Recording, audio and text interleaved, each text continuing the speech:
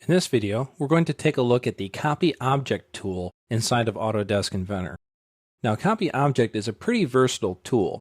However, it is primarily utilized to copy geometry from one file into another. So, in the instance here of my Copy Object IAM from our Working Files directory, I got three parts. I have a bottom block, the yellow, a top block, the transparent green, and also this part called Part Master. It's this little gray widget on the inside here. So what I would like to do is create some sort of a molding block for this part on the inside. Right now, there is a large amount of interference here because they are all kind of just nested together.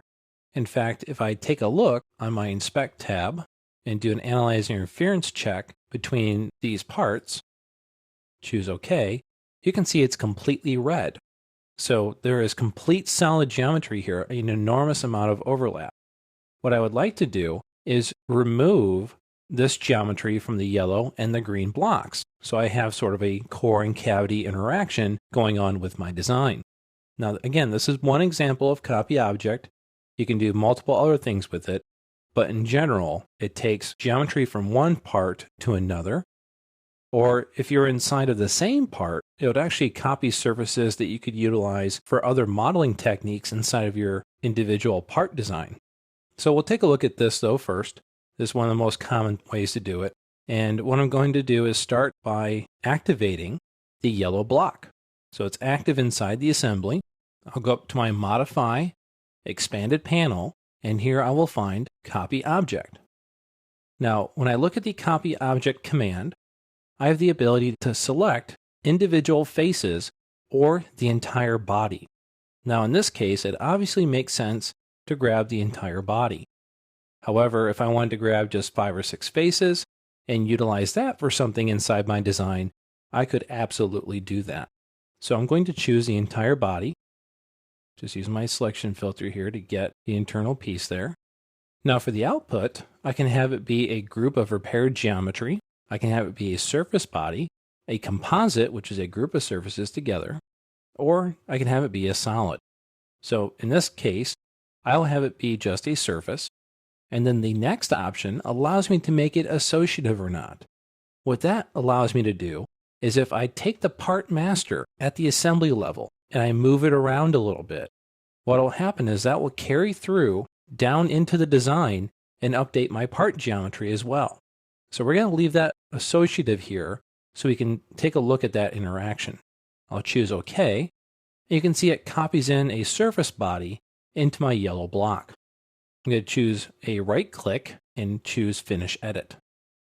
Next, I will open up the yellow block all by itself. So I'll right click on it and go to Open.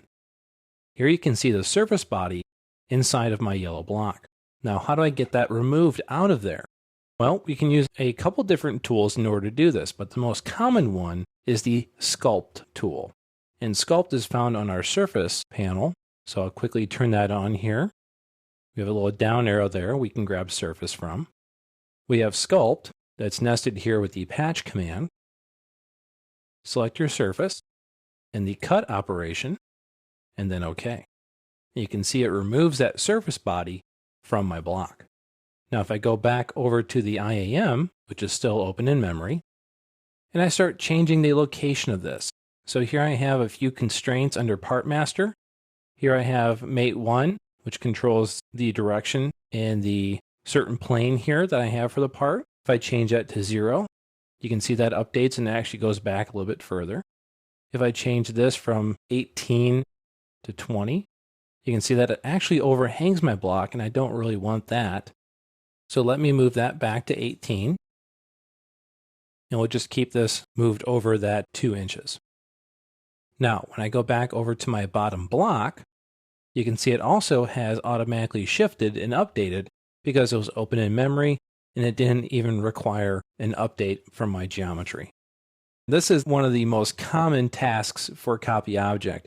Being able to simply reuse geometry across parts and have them update as you would expect them to in an associative manner. So this is a fantastic tool to utilize for core and cast moldings, to utilize for creating nesting blocks. Let's say I was given a customer's IGES data or STEP data, and I needed to create a nesting block. I could load their IGES or step file, their part, into my fixture system, and then I could take a copy object of their part and remove it from my block, therefore creating a perfect nesting block. You might still add a few tolerances to it, but in the end, you actually get the perfect curvature you might need for a complex shape being nested into your fixture.